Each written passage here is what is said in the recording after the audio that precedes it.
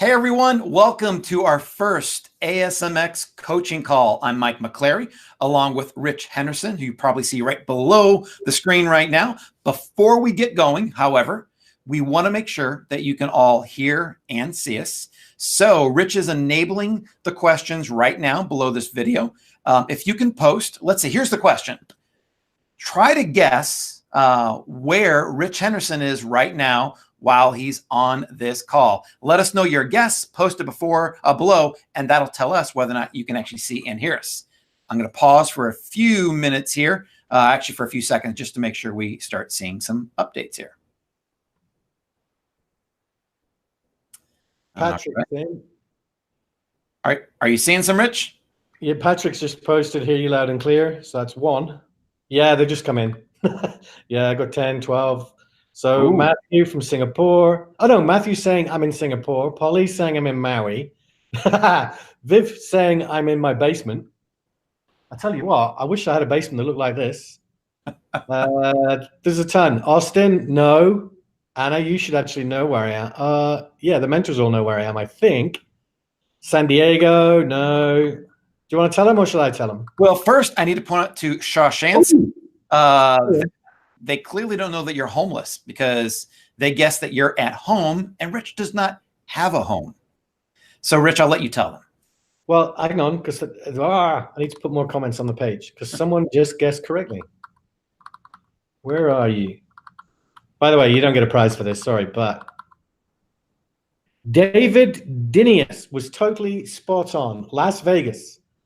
That is where I currently am right now. So, yeah, sorry, you don't win a prize, but you can all hear us, which is a really good thing. Awesome. Okay, we'll get going then. So again, remember today's call is all about the welcome module and module 1. So if you have questions about either one of those, we will be covering those in depth today.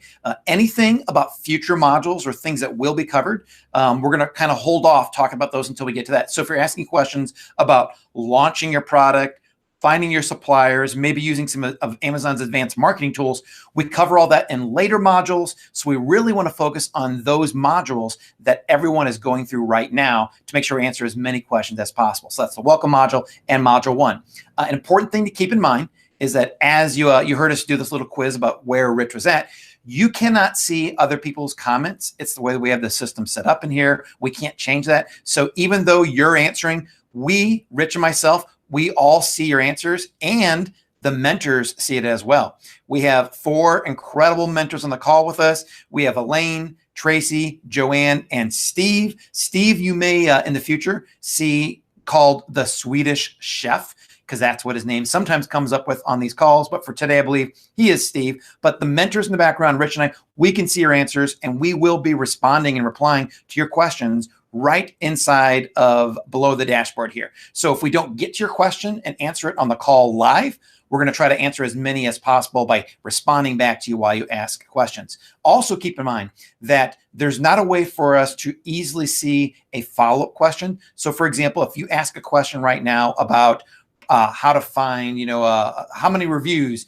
your second or third product should be, we'll give you the answer. And then if that doesn't quite answer the question and you want to answer a follow-up, let us know that this is a follow-up to your previous question because that second question shows up as a brand new question for us.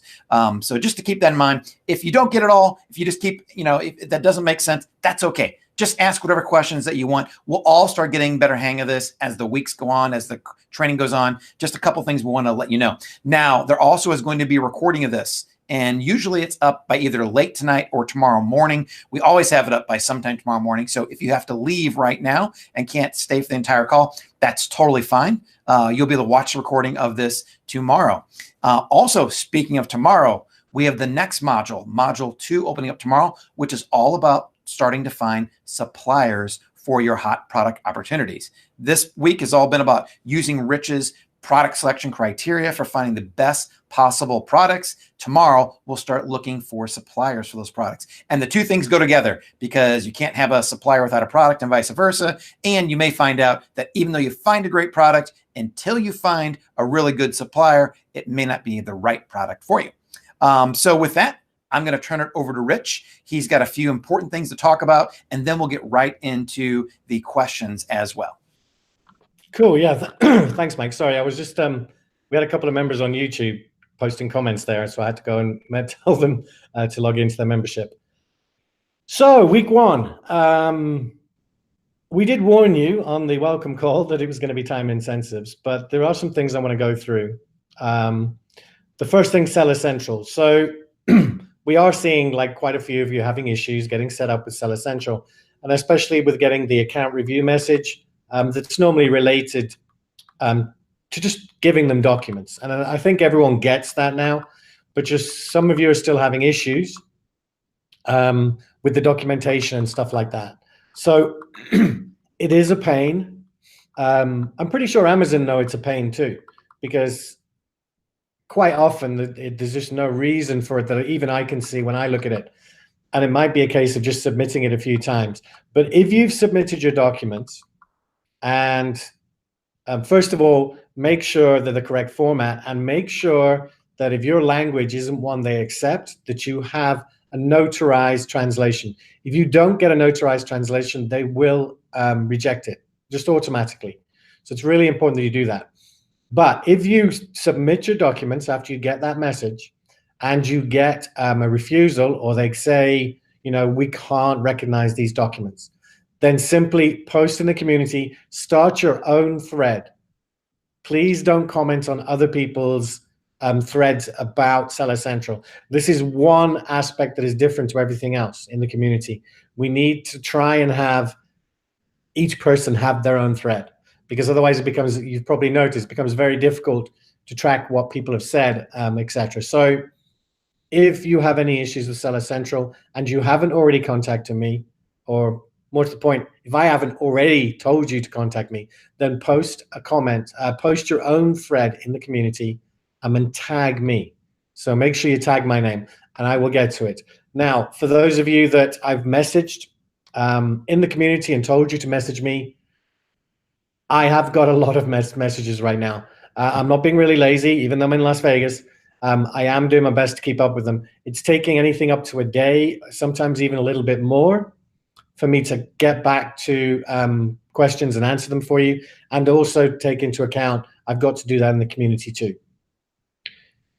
This is a pain in the neck, and we know it is, and like, we understand your frustration. It's just part of doing business with Amazon. This is how they do things, and right now, you know, we're trying to have influence on them, but right now, you just have to put up with it. Don't get discouraged, and especially if you get the message saying, we have decided you may not sell on Amazon. Because if you look at the message you get, it also says, we may not reply to further emails. We actually think that this is some kind of automation for certain types of situations where they're literally going, let's see if they really are like really keen to sell on Amazon. Because all this stuff connected to like creating an account and proving it is all about, for Amazon, it's all about fraud. They've had a lot of fraudulent sellers over the past couple of years. They got a lot of negative press about it. If Amazon gets negative press about anything, they take action, similar to the way they got negative press about their reviews. So they took action. So this is what it is. Now, I know you're not a fraudulent seller by any means, but it's just because of that. You know, we have to go through these extra hoops. And for the most part, you will get approved. It just takes, you know, there's some extra hoops to jump through, and maybe, you know, having to contact them several times. But if you've contacted them once, you've sent them the documents, they've refused you, post in the community. Don't keep sending the same documents, because all that will do is lead to a blocked message.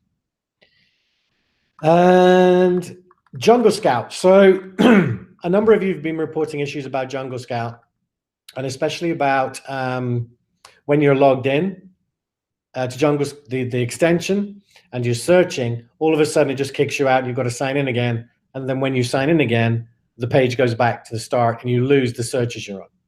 So I have emailed the owner this morning about this.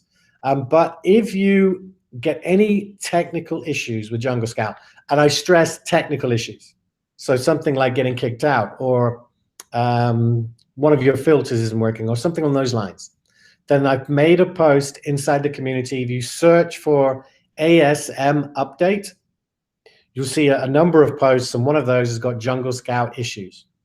Just open it up, post your issue in there. And even if you see someone else has got the same issues, post in there, post yours too, because we need to see, how many people this is affecting. I haven't heard back from him yet. They are normally very quick when we point something out to them. And I know it's frustrating, but again, this is another reason that keeping track of the page you're on is so important. Always keep track of where you are. So at the very least, if you do get kicked out in the middle of a search, although you do have to start again, you can start from that same page. So always make note of exactly which page you're on. So actually, on that note, so we've got two major tags that we use in the community. Sorry, they're not tags, they're in the title. So we put them in block capitals. So one is ASM update, as I've mentioned. And that is if something new comes up and we need your response or we need to tell you something, then we will put in ASM update. The other one is ASM FAQ. And basically, any post that's an ASM FAQ means that it's a frequently asked question, hence the name. So, or if you see any of those inside the community, then go and look at them. And, it's a good practice sort of every week. Just go in and type them in. Now, because of the way the community works, and this is really annoying, it does show you posts since we've opened. So you might see an ASM update post from 2017 in front of a 2018 one. So just keep an eye on that. You only really want to look at the 2018 ones. The 2017 ones are pretty old, and we will have updated them. So those are two things you can look for. If you're ever stuck with anything, it's actually a good search to start with.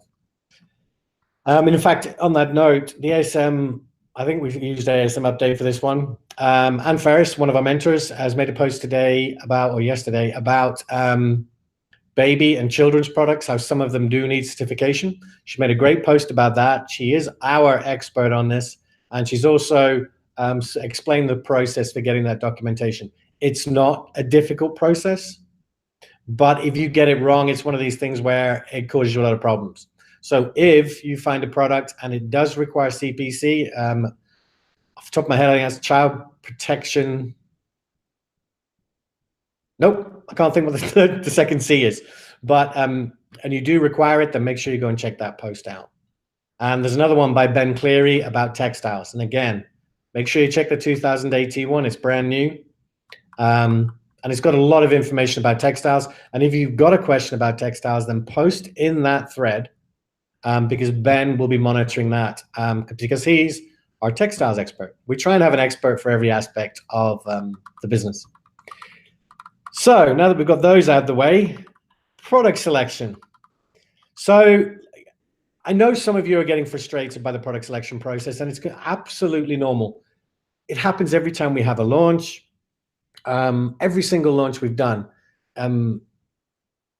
it is time consuming, right? But you just got to keep in mind the whole time, this is a marathon. We say this a lot. This is a marathon, not a sprint, okay? You might not find your 3 hot opportunities till week 2 or even 3 or even later. And it's nothing to panic about. And there's a really important thing about this, and that is, if you see your fellow members in there going, hey, I've got my hot opportunity badge, I found my hot opportunities, or actually any other badge, don't compare yourself to them. Mike talked about this on the welcome call, but don't compare yourself to them. Don't think, oh my God, they've got their 3 hot opportunities. I've only got I haven't got mine yet. I'm just starting to build my list. That's perfectly okay. And we will be talking a lot about this next week when we talk about badges. But instead of putting yourself down, oh, I haven't done this yet, turn it around. Be really positive for that person who's done that step that you're still working on. Don't get worried that you're not going fast enough. There's no such thing. At the end of the day, we stole a quote from the Marines: no one left behind, okay? We will not leave any of you behind. The training's there forever. The community's there. The mentors are all going to be there. However long it takes you to build your business, will be there for you. So don't panic. Don't get worried because you're falling behind. Don't try and overdo things. Spend too much time at once without taking breaks because you feel you're getting behind. You're not getting behind. But if you haven't found your 3 hot opportunities yet, that's perfectly normal. just keep digging deeper and deeper. The deeper you go in the pages, the more likely you're going to find a product that's viable, and also a product that maybe someone else isn't looked at. And at the end of the day, if you do more work and put in more effort than your competitors, you're going to succeed. It's so critically important to your business. And, you know, it's not something that can be completed in a few hours. It is the most difficult part of this business. Once you've mastered this and you've chosen your product, you've gone through module 2, you found your supplier, everything else is much easier. The beginning is the hardest. And I guess it's probably the same in all businesses, but especially with this. So take your time. Don't feel like you're falling behind ever. And you'll find the more you do it, the faster and easier it becomes. You know, the more searches you do, going down 20, 30, 40, 50 pages, the more you do it, the easier and faster you're going to get at it. Now, we also get questions, and so I've been looking at your questions. Some of your questions are absolutely brilliant and very insightful too, because you actually get right to the point, most of you. And it's, you know, we get questions, why do we use this process? Why do we narrow down? Why don't we just say, pick any product on Amazon? And it's so important. Like if we just said pick any product, the chances are you would pick, because there's so many, the chances are the product would not be viable. You know, the entire process is designed so you can find your first product, you know, and that product, the criteria makes sure, you know, there's not too much competition, or that it has no demand, or that it costs too much to ship, or, you know, it doesn't have a good profit margin, and the list goes on and on. You don't want to launch a product that has great sales but is insanely competitive, because it's going to, especially when you're new at this, it's going to cost you more money to rank your product. It's going to cost you more money for ads. You're going to be like fighting the whole time just to keep your head above water, you know, above the parapet. Hang on, that's wrong. You don't want to stick your head above the parapet, head above water. There you go. So it's, you know, it's really, really important.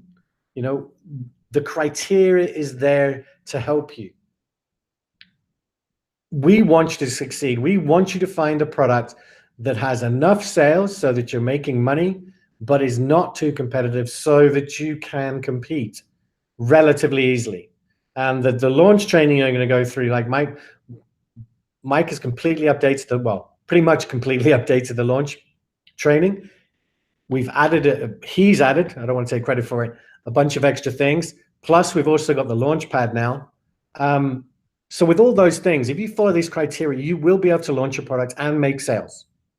And there's nothing better. It's like all your Christmases come at once. When you actually, there's so many of these steps that are like Christmas. But when you launch your product and you don't have to go crazy spending money on ads or giving away products to rank your product, when it starts selling, you know, virtually straight away, it's an amazing feeling. And that's the feeling we want you to have. We want you to launch a product and you spend the next 2 months just trying to get it to rank high enough so that you make sales. So that's why we have the competition.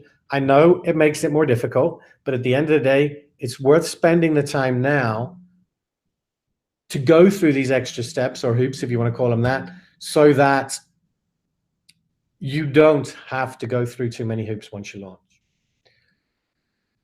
So this is like I've already said it, but this is the most difficult product you'll ever choose. The first one. After the first one, it's so much easier. And that's a lot to do with the fact, you know, that you've got experience and everything. You know, because it doesn't matter how much we teach you and show you, actually doing it for yourself, it's just so, you know, so much more valuable. And so once you've been through the process and you've gone through this with one of these products, the next product's so much easier. There's so many different ways you can do it. You don't have to be as strict with the ASM criteria, so it becomes much easier. So it is the most difficult product you'll ever choose. It is going to take you time. And I know I've said it like multiple times already. Take your time, be patient, you will get there. And I will say this probably on virtually every call from now until week 4. So stick with it. The process works, the criteria work, and it literally is what sets us apart from everyone else, because we care that we care about you, and especially about that your product, when you launch it, you'll be able to make sales, because you'll see other people out there. They don't talk about competition. They don't talk about, any of that stuff. They just say, oh, get your product up, you'll make sales. It's not true. If you choose a product that's too competitive, it's not that simple. Follow the training, follow the criteria, you will get there, and you will have a product that you can make money with. So that's it for product selection. The last thing I quickly want to mention is focus. As I said, we've been seeing there's some great questions out there, but at the same time, I'm seeing a lot of questions that make me think that you're getting distracted. It's so important you don't get distracted. We're seeing a lot of questions about the future. Things like, what do I do when I want to add another brand? Or how do I launch my second product? And you haven't even launched your first one yet. So focus on what you're doing right now. Focus 100% on module 1. And if you're still setting up your Seller Central account, obviously focus on that too from the welcome module. Like, we understand you're thinking about the future. Excuse me. And that it's really important to you.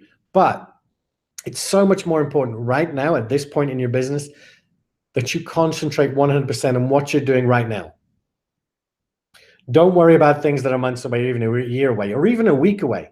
You're going to get access to all the supplier training starting tomorrow morning. Module 2. It's got everything you need to know about suppliers and shipping your product into Amazon. So don't worry about that right now. Concentrate on what you're doing. Concentrate on finding your first profitable product. I know it's easy to get distracted, and we've kind of haven't really helped with that by giving you some extra tools that you don't need right now. But just stick to finding your product, using Jungle Scout to find your product, and setting up your Seller Central account if that's what you're still doing. Just focus on those things. If the module 2 opens tomorrow and you still haven't built your list and you haven't narrowed it down to your best 3, you don't have to go and watch module 2. It's not going anywhere. Like, when you find your product, you can go and watch it. But yeah, so just focus. I just realized I said to Mike earlier, I probably won't have a lot to talk about, and I've just gone on for like almost 20 minutes. So I'll cut it short now, because obviously we've got a lot of questions to answer. But yeah, so just focus on what you're doing right now. Things that are going to happen, next month, next year, whatever. Deal with that once you've found your product, got your product to Amazon, start making sales. Don't preoccupy yourself with what ifs. Just concentrate on what you're doing right now. So that's it, Mike. And yeah, you were right. I was going to bang on for quite a while. I was rather prophetic, I guess, knowing that too. So, all right. So I only have a few things that I want to cover before we get right into the questions. So Rich, I only need a few minutes just to give you a heads up. One of the things that I want to talk about is the ASM workbook that we have access to and that you're all using to keep track of your products that you are researching. The most important thing to keep in mind, and that we get questions about this all the time, is that you need to make a copy of this workbook. It's what's called a Google Sheet. It's their own version of Microsoft Excel. It's a spreadsheet program, but we have a master copy that you cannot edit. We keep it that way because we don't want everyone editing the same sheet. What's important is that the first thing you do is make a copy of that. If you don't know how to make a copy of a Google Sheet, we actually have a dedicated thread inside of the community. James Anderson, one of our awesome mentors, put that together, and it walks right through the process. But yeah, that's the most important thing. You just simply click on it and you make a copy. And then you have your own version that you can use and do whatever you want to. If you do request access to it, and I get emails every day, it's kind of an automated process that if you go and you click on the workbook and you say, hey, I can't type anything into it, I need to edit it, an email comes to us, and then you'll get an auto response reminding you to make a copy of it. So don't be surprised if you get that. Also, once you get the workbook, Feel free to do whatever you want to it, but there are formulas in it. So things that take place automatically, such as if you change the price of one of your products, then the total revenue might change. Just keep in mind, you can still add things to it, but if you do add a column or delete a formula, then it may remove some of the key functionality. Just try as much as you can to only enter in the cells that we're showing you while in the training. But if worst case scenario, if everything goes wrong, let's say you make a mistake, save a copy of that workbook so you know exactly what you've entered at least, and then go make another copy of the original and start repopulating it. That way you won't lose everything that you did so far when creating it. You can kind of start fresh with a pristine version of the workbook. You may also notice that, as we go through the training, Rich and I make updates to it. We go through and we may decide to add a column in. And like, for example, one of the columns that we just added in about a week or so ago while he was finishing up Module 1 training and revising some things was another column for monthly units that it's selling, or monthly revenue that it's selling as well. This is something we didn't have before. So in some of the later videos, you may not see that column, but everything else is exactly the same. We're constantly updating and improving things. And if we add in one column, it doesn't make sense to go and re-record 75 videos just because of one column that we think might add a little additional value to you, but it's not critical for anything that you're doing. Also, when you're in the community, it's an incredible resource. As we've seen already over the past week or two, you guys are asking some awesome questions, some really detailed questions, some challenging questions, which means you're all really thinking through this business, and it's great to see that. One thing I would suggest is that if you're asking a question, feel free to do a search first. There may already been someone else who asked that question earlier, and you may see a dozen different answers already. Doesn't mean I want anyone here to ever feel concerned like I'm afraid to ask a question because it may have been answered already. Don't feel that way. Just if you are going and asking a question, if you want to, do a search. You might actually find several that will help you out right away. But if you don't find anything, absolutely ask the question. That's what the community is for.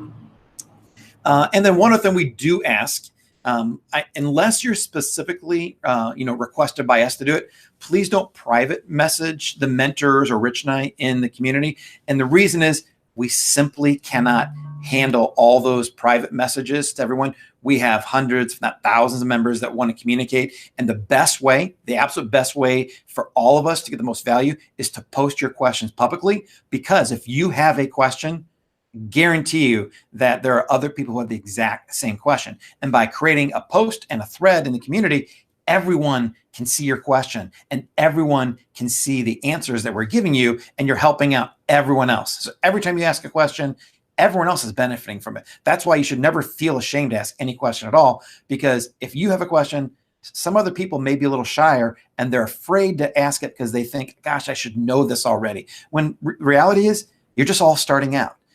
Even the most basic things that you think you might need to know, we totally get it. We were all there. We did not know so many of the answers to the questions you're asking when we started off, probably all of them, as a matter of fact. And now there's probably even more questions you have because Amazon is constantly changing. E-commerce is changing. And so you guys may find you have even more questions. So don't be afraid to ask those questions and do it in the community so everyone can see. Now, there are some situations that we may post in the community and say, hey, that's a really technical question, or it may involve some like your product name or your brand name or something personally identifiable that we need from you.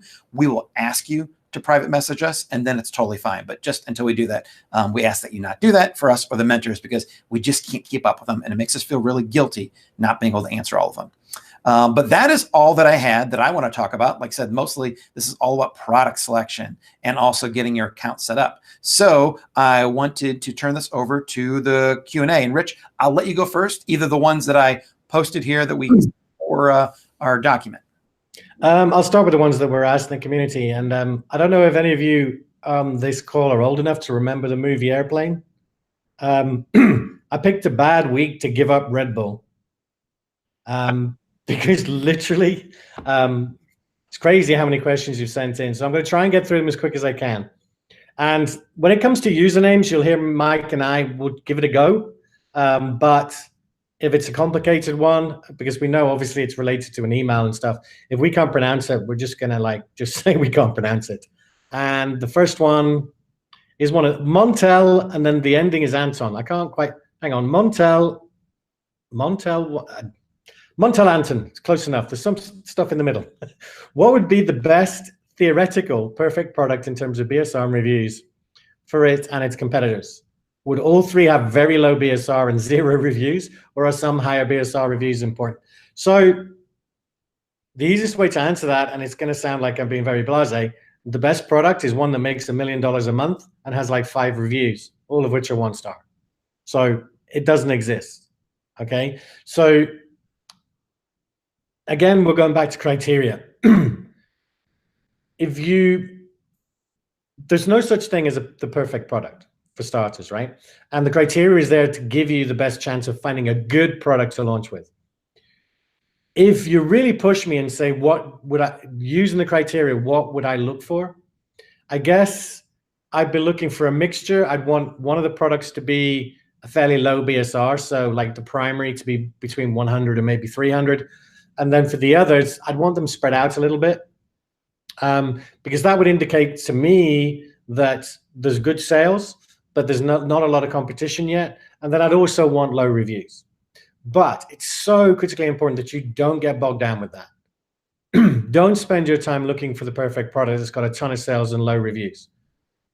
They're hard to find, and more often than not, they don't, more often than not, you won't be, I'm trying to think of the best way of putting it. More often than not, it's going to be too difficult anyway. So try to stick to criteria. When you go through, and I'm not sure if you've actually been through the narrowing down your list, I talk about there's different ways you can actually sort them. And so you've got a list of, maybe 15 or 20 hot opportunities. And you can sort them by, if you sort them by reviews, so you go from low to high reviews, then ballpark-wise, you're looking at the ones with lower competition. If you sort them by BSR, or even actually if you sort them by monthly revenue, either of those ways, from high to low, you're looking at the ones that are making the most money, making the most revenue. So you could look at it that way, But at the end of the day, for the most part, you're always going to have a trade-off. And that is the ones that have the highest revenue and the lowest BSRs are more likely to have more reviews. But it's important to remember that the reason we use 3 products is because it's to gauge exactly what the competition is. And you don't have to be the #1 product, the #2 product, #3 product. If it's got a decent amount of sales revenue, just being on page 1 would be enough. So, although they may look to you more competitive, as long as you can get to page 1, you're going to be okay. So don't overdo it looking for the perfect product. Use the criteria, and you might find one. You might find one that fits your, fits the bill perfectly for you. But don't narrow it. I say blinkers. I can't remember. I think they're called blinders in America. The things the horse wears to keep them like focused on one thing. Like keep the blinders on, the blinkers on. Keep just using the ASM criteria.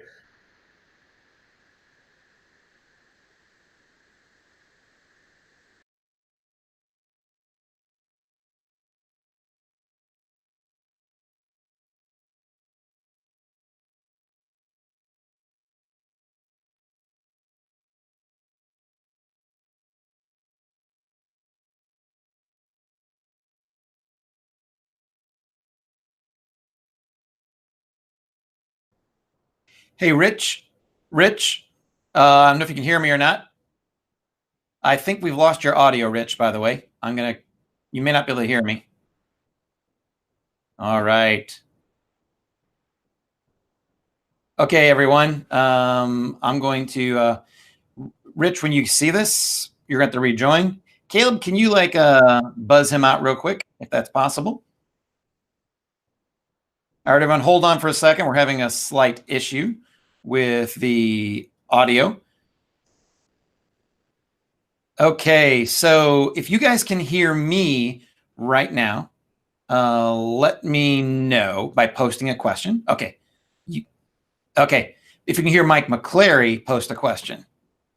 I'm going to wait 1 second, make sure you guys can hear me.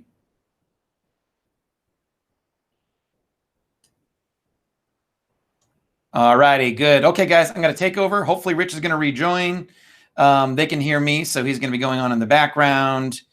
Okay, so I'm going to take over some of the questions while Rich is in the background kind of chatting away. Hopefully he's going to have to rejoin real quickly, but I have some questions that I can cover while he's talking. So let me get down through my list right here. Here was a big one, and Rich was already kind of talking about this earlier, but someone was asking about the perfect type of product and really wanting us to look at the comparison of really low competition products versus high competition products. So for low competition products, you have products that may not be doing as much a month, maybe selling $10,000 to $20,000 a month. But these are products that don't have a ton of reviews, so they're kind of like low-hanging fruit. But then for the high competition products, you have products that are doing hundreds of $1,000s a month, but they have a lot of reviews, maybe 600-700 reviews, and a lot of competition.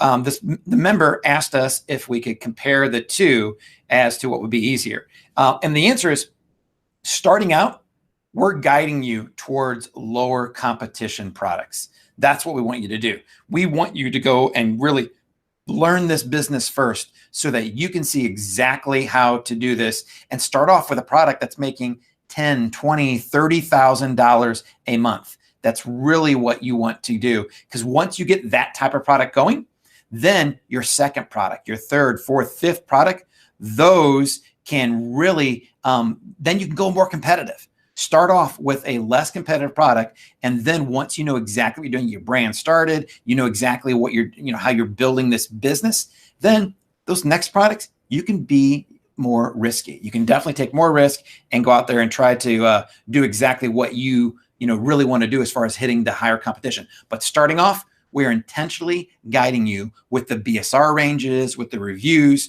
so that you can really get going first. That's the most important thing you want to do. So hopefully that helps a little bit. Next, I got a question from David. For several years, I've been using a product that I feel would be a great first product. However, it's commonly sold for a different purpose than what I would have in mind, but is in the same category. Given that it's very similar, but does not have overlapping keywords, I'm having trouble with a BSR comparison. Should I throw this product out? Well, you know what? If it's very similar to a product that meets all the criteria, then I think you could include this. However, if it's too different, then you do want to throw it out. I know it's kind of hard to say. So I wish I had an example of a product that I could show you, but think about a microphone. If you have a really great microphone that meets all the criteria and you think that you want to sell that, but the microphone that you've been using is a lot different than that microphone, then you wouldn't want to go with that. Maybe the model that you have, you personally like, but not everyone else likes that model. Otherwise, it would be selling a lot more. It would be matching all of the criteria that Rich gives you. But then again, if that model is very similar to the ones that match criteria, then you can go for it. I know it's not a clear-cut yes or no answer, but if it's similar enough to a product that matches criteria, you can go for it. If it's not, there's a reason it doesn't match criteria, and I would instead forget about the product that you're using and try to find something that does match the criteria. All right, so it looks like Rich is back with us. I'm going to turn this back over to him. I can tell you were going on for a while. I think what Rich was doing, by the way, when he lost his volume, he was giving each one of you the perfect product. He was going through a list of perfect products. That's exactly what I did. You mean you didn't hear it? We can hear you. You're fine now. I'm going to go back offline and let you take back over. Okay, so just one quick question, though. Where was I when you lost sound? You were still talking about, hold on, I'm going to go back up to the question, about what makes a perfect product. Okay. You're near the end. Yeah, I'll just go on to the next one. Okay.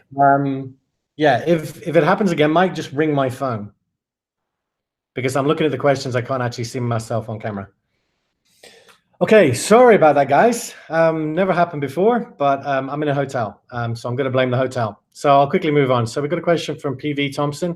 In the section on finding competing products, you mentioned that if the competing product is listed in another category, we should use the BSR rank criteria for that category when evaluating the product. However, the recommended ranges for some categories are not listed in the download. So basically what you're looking for in this situation is, I'm assuming it's probably going to be clothing that one of the competing products is in.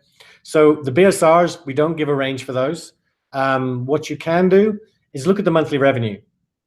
If you look at the monthly revenue, even the monthly sales, in fact, look at the monthly sales, it's easier. So if you look at the monthly sales on Jungle Scout and then just rank them in order of sales, that should give you a good enough indicator. There's a specific reason we don't recommend going for products in clothing, but if the majority of your product is in another category, then it's fine. But if you're looking at it and say one product is in sports and fitness or something, and your two competing ones are in clothing, and then there's a bunch of other ones that are in clothing, that's an indicator you want to stay away from it. Like, decide which category is the best for your product. What you will see is a lot of people will try getting their product into another category because there's less competition in there. So yeah, look at the number of sales. It should give you a good enough indicator. I live in France. How difficult could it be for me to set up the US business legal structure in order to sell on the US marketplace? And how to proceed? And this is from Stalker82, and they've got in few words in brackets. Way too many words. Briefly, you can do it. The only issue right now is you used to be able to do it from anywhere in the EU. It was never a problem. And you could just have the LLC created for you by a service and then use a bank account in the UK. What Amazon are pretty much insisting on nearly all the time now is that the bank account is for the LLC. For that to happen, you have to be in America to open a bank account for an LLC. If you see any messages, any posts out there that say different, it's not true. It's by law now. To open any type of bank account in the USA, you need to be present in the building when you actually create the account. So it is a little bit more difficult. For now, I'd recommend you just get started with all your personal information. Sell in the US, yes. And then once your business is up and running, and then you come to the live event next year that we're having, or you might even go to America on vacation, then create the LLC then, bring the documents with you, and you can create your bank account. This one's from Mo Salah. Hang on. Isn't he the centre forward for Liverpool? Anyway, are all electronic devices considered as products to avoid being with applied batteries? No. So there's just things you need to be aware of. I covered this in the actual, I can't remember which lesson it was now, but it's in the products to avoid lesson. You don't have to avoid them. You just have to take extra precautions. So you want to make sure that the samples you get are really, really good. You want to make sure that they comply with whatever country. So if you're selling in the US, they comply with US safety laws and a couple of other things. So they're not completely off the list. You just need to do, I know what I want to say, but I can never say it. You need to do your due diligence. I think I got it right. When you go for any of these products. When it comes to batteries, again, Mike made a terrific post on lithium ion batteries. Go and check that out. It doesn't mean you can't sell it. You just have to take more precautions and make sure you do your research. Shannon Feetham, I'm guessing. I'm interested in the product, but the primary product and its competing products are all in the 1,000 to 8,000 BSR for home and kitchen. But wondering if this is considered too low demand. Would you recommend something with a higher ranking for more sales volume instead? No. What you're describing is it's within the ASM criteria. It's perfect. Okay? If your product is inside the BSR ranges, it will have enough sales, especially if it's the top end of the 1,000. It's only like 1,100 or something like that. Now, if you go even further, so a lower, if you go to a higher ranked product, in other words, a lower BSR, then, it's going to be, you're going to get more sales. But if you find, if your products are all in that range of 1,000 to 8,000, then it's okay. Add them to your hot product opportunity list. And then when you come to narrow down, you'll be able to look at what what the sales volume is and what the reviews are compared to other products you find. And that's a really important thing to say here as well. If you're unsure about a product, worst case, put it on your hot opportunity list. Because when you come to narrow down your list, it will jump out at you, if it's not making enough sales compared to the other ones you find. So don't overthink it. If it matches all the criteria, but you're not quite sure, put it on your hot opportunity list, and then you can compare it to all the other products you find. I talked about this a bit earlier about Jungle Scout. This is from TB Kawa, I'm going to guess, something like that. I talked about this. If you go and find the thread and report it, we are aware of the issue with getting kicked out. You say like, for now, you're asking for suggestions. Do less pages. So, you know, just do 2 pages each time instead of doing 5. That way, if you get kicked out, you're only losing 2 pages, because obviously there's nothing worse than you get to the 5th page and you get kicked out and you lose 5 pages. You've got to go back to the start of those 5 pages. So for now, if you're seeing that happen a lot, just do 2 pages at a time instead of 5. This one's from Azalea. I'm at the very beginning and I'm wondering, should I start with LLC before launching a first product? I know that you said you wanted a tax expert. Glad you were listening. But just want to see your recommendations. I'm from Croatia. I'm at the first week. Didn't find a product yet. Actually didn't seek for it yet. I want to sell in the US market. So we're really, really fond of using the phrase, don't put hurdles in your way. You know, the best phrase for this is always take the path of least resistance. The path of least resistance, in other words, the easiest thing for you to do right now is not set up the LLC. You can always do that later. If you're in Croatia and you want to set up an LLC in the US, you're going to need to get a bank account in the US or use Payoneer. That is the alternative. You can actually register with Payoneer, but get a business account for the LLC. But it's still going to create you issues. You know, they may start asking for a credit card for the LLC. And for that, you're going to have a bank account for that LLC. So take the path of less resistance right now. Just start your business. I know, like you mentioned stuff about tax and all that kind of thing. This goes back to what I was talking about earlier. Don't worry about things that are way down the line. You haven't even sold a product yet. Well, from what you're saying, you haven't even found your product yet. So don't worry about tax. Like, you haven't sold anything yet, so it's not critical. I know that sounds blasé, but in reality, it's not. Worry about tax once you've got your products up. The LLC is an extra step, and I don't recommend you go down that route unless you're able to go to the US and open a bank account. When I'm looking for BSR and competing products, should I be worried about bigger brand names such as OXO? I wouldn't actually call OXO a big brand. I guess they're fairly big, but they're nothing like Apple or something like that. Anyway, I understand I can't compete with brands such as Huggies. There's a good example. But curious about other big brand names. So if you're seeing more than one big brand name, and when I said in the training, big brand name, I mean household names. Like OXO to me, as someone from the UK, is a big brand name, but not for what you're seeing on Amazon. It's actually a huge brand name for, actually they could be selling them in the UK. Like, I wouldn't consider it a big brand name. Like, I know them as selling like stock cubes for cooking and stuff like that, and gravy. But it's not something I would consider massive. What I'm talking about would be, you know, like an Apple or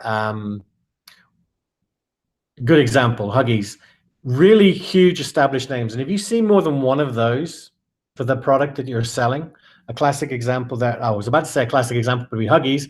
Terrible example, because I absolutely do not know any other brand name of nappies or diapers. But if you see like 2 or more big brand names, and I mean huge brands, then I wouldn't worry so much about it.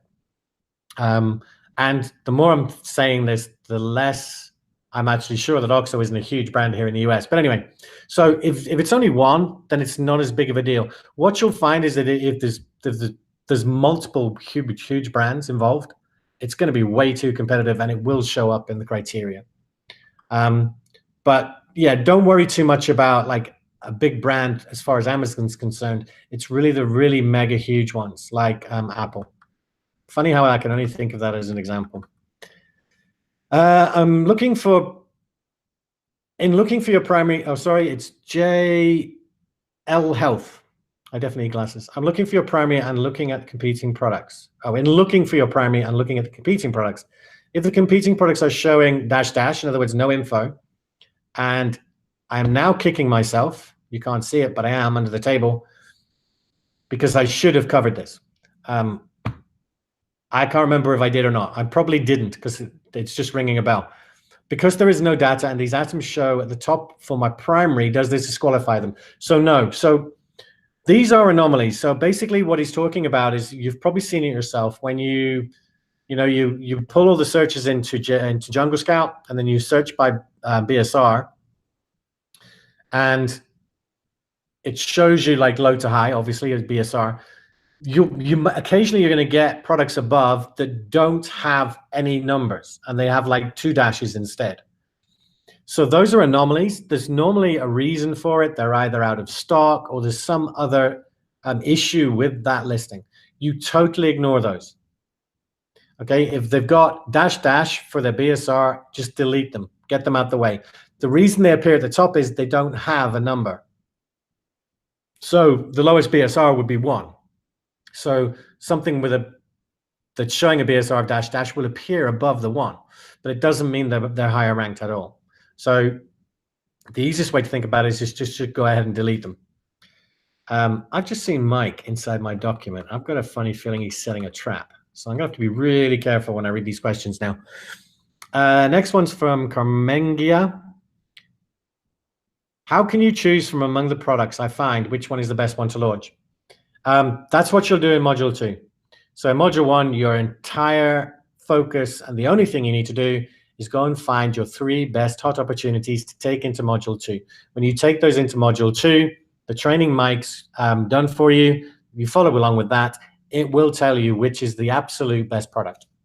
Because even though, you may narrow down your list to the 3 and you're going, that's definitely going to be my product. Like I'm positive, like it's got everything I want. It might not be. You might find that when you go to suppliers and stuff, one of your other products is, I don't know, incredibly cheap or something along those lines, or has much better samples. But it's all covered in Module 2.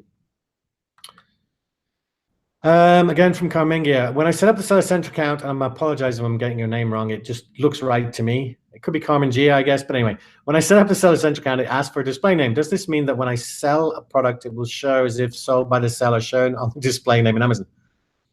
Yeah, I mean, like, so, yes. And then you ask, is it possible to change it? Yes, you can change it.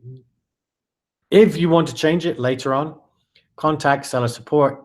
Contact, seller support. I'm losing it today. But contact Amazon, basically, and just tell them you want to change your seller name. In the past, we could just, like, go in and change it, like, whenever we felt like it, like 2-3 times a week, whatever. Now it can trigger a review. So if you want to change your display name, and I'm not talking about your legal name here, it's your display name, you can do it. Just contact Amazon. They'll either do it for you or they'll say, yes, go ahead, you can do that. Alzira Rodriguez, I'm interested in a product to avoid. This is a fantastic question. I actually read through this one earlier. I really like this one. I'm interested in a product to avoid. And others. Am I still on here, Mike? You're still on. Everything's fine. I'm reading this question along with you, and I'm going to be providing graphical background illustrations while you read it. So you're going to be rolling your eyes? Nope. Uh-oh. I'm now scared because I can't see the screen. Anyway, I'm interested in a product to avoid, roll eyes, and other high competition fitness products. Oh, I know where you're going. I'm a fitness instructor and I would love to have my own hip band. Hip band. Are you showing it right now? Yep. Yay, there it is. So you're going to be competing with McClary, so go for it. He's useless. Like, seriously, no competition at all. So you go on to describe some other things. This is a really, really important thing. If you're an absolute expert in something and you want to go for something that, we're saying don't go for, and you've got specific expertise, then you can take leeway. And your example is perfect here. If you're like a qualified professional fitness instructor, oh, hang on, I might have misread that. I don't know whether you're a fitness instructor or a fitness influencer, but anyway, if you are like an expert at something, then by all means, do look at those products. I mean, like so I think you're actually saying influencer, and maybe you can message me after this and tell me which one it is, or if it's both. So an influencer is basically that, for those of you who don't know, it basically means that they've got a huge following in the fitness brand area. So in other words, for someone who's got that kind of following already, it makes logical sense to go into the fitness niche. So if they do that, it makes sense because they've got that following. So they've got automatically got people already that they can sell to. But the same applies, you know, if you're an expert, if this person was just a fitness instructor, then you've got a specific expertise. So you know so much about that niche and product. Now, I wouldn't necessarily say I would go for the hip band. As Mike will tell you, it's pretty competitive. But certainly, you know, look at other fitness products. It makes total sense to you. You know, at the end of the day, we don't emphasize as much passions and interests now because it's just so important to get your first product up, and it can narrow it down too much. But if you've got a passion and you find products that are related to that passion, then definitely go for it. Yeah, Rich, if you don't mind, can I? I'm gonna like also address the person here too. Yeah. So this is a hip band, and we wouldn't have normally mentioned the product, but she definitely did, you know, ask to mention on here. These are good products, but again, I don't think they fit the criteria anymore because they're so competitive. We used this during a previous launch. We were able to get it up, launched, and selling. We're out of them right now. You know, this is like the brand. Fury Fitness is one of the brands that we use to test all kinds of things. So like Rich said, if you weren't already a fitness instructor and our fitness influencer and you had people that would buy your product, I would not recommend starting with this. But if you have a group of people that you think will buy this product because you tell them to, then that does change the situation. Just keep in mind, it's still going to be hard for you to rank a really competitive product unless you can get enough sales going, which you might be able to. Everyone else who's not a fitness influencer, stay with the BSR criteria. Yeah, absolutely. I know you were, you know, Alziri, you were specifically looking because it was on the products to avoid list. So if it's on that list, it still has to match all the criteria too. From what Mike's saying, it might not actually match the criteria now because I'm imagining there'll be too many products with low BSR numbers. But you know, it's just to emphasize that you can go ahead and do this if you've got specific expertise. And you know what? If I was a fitness instructor, and if ever you've ever met me, you'll know that I'm definitely not a fitness instructor. Then you know I would be looking at fitness products for sure. And Tiana Kelly, I've noticed a lot of negativity towards supplements in the community. I am in the industry, and this will not be my first product. Same as the last one, kind of. I'm curious to know what are some of the main challenges for releasing a supplement on Amazon. So if you've got existing products, the challenges are going to be lower, but they're still going to exist. So if you're in this business and you're already creating supplements, you know it's incredibly competitive, but also incredibly lucrative because there's large profit margins, the turnaround time, so many things that are good about it, but there are negatives. I would never recommend someone who's never been in the supplement market to start their first product for it to be a supplement. It is too competitive. The only, the only way I would say that would be is going back to the expert thing. If you're a doctor or a health practitioner of any type that finds a supplement that they can like endorse and they know a lot about, then fine. In your situation, you know you're going to be looking at competition. I don't really like to say this on on a public call, but you're going to get dubious competition too. You might find if you launch a product and you start knocking off the higher ranked products that have been around a long time, you may suddenly find you get some negative reviews. Now, this predominantly happens in the supplement market. It's very cutthroat. But really, like normally only with the super competitive ones like diet, testosterone. I still think I said it wrong. Anyway, that stuff. But both of those like are more likely to have the kind of competitor that will play dirty tricks. I used to sell supplements. We're going back when I first started this business. I sold supplements, and I predominantly sold weight loss supplements. And it was great, you know, like the money was great, the profit margins were great. The work level is very, very high because you're constantly battling with your competitors. You're constantly battling with having to deal with the negative types. So in your situation, I would say I wouldn't rule it out. If you've got existing supplements that are already selling, I'm assuming either in brick and mortar or in an online store like Shopify, if you've already got them selling, and especially if you've got any kind of reviews or anything along those lines, endorsements, then definitely go for it. Just be aware of what might come with it. At the end of the day, if you've already got these supplements, it's not like you're going to have to do any research. You're not going to have to go and have them manufactured, all that kind of stuff. You're actually in a position now to almost go, straight to having them on Amazon. So I wouldn't rule it out for you. For anyone else who hasn't got that kind of level of experience, I would rule it out, personally. Choosing a product is good enough, and I do not need to design it, at least for now. Am I right? Yes. So what you're basically doing, so Mike will talk about product tuning in the next module, which is where you make little tweaks to the product. But essentially, if I'm right in what you're asking, you don't have to design your own product or anything along those lines. You just go and find one that's already existing. And then, you go through the criteria, so it's going to be a decent selling product. And then when you go through module 2, you'll find out, it's profit margin, all those other things, how much it's going to cost to ship.